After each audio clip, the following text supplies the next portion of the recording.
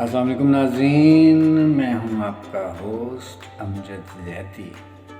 ہوا یوں کہ دو بوڑھے آپس میں باتیں کر رہے، ایک بند دکان کے تھڑے پہ بیٹھ کے اور خوب کہے لگا رہے تھے خوب کہے لگا رہے تھے کہ ایک راہگیر متجسس ہوا اور سوال کیا کہ بابیو کیا بات ہے جو آپ اتنا خوش ہیں؟ تو دونوں میں سے ایک بابا بولا، کہتا ہے ہم نے پاکستان کے تمام مسائل کا حل تلاش کر لیا۔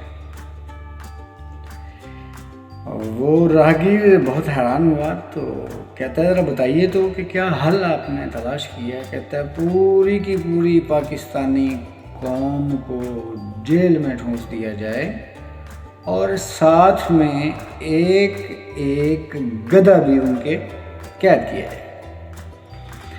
تو وہ راہگیر کہتا ہے کہ بات کچھ سمجھ نہیں آئی کہ چلو عوام تو ٹھیک ہے بات، لیکن ساتھ میں ایک گدھا کیوں؟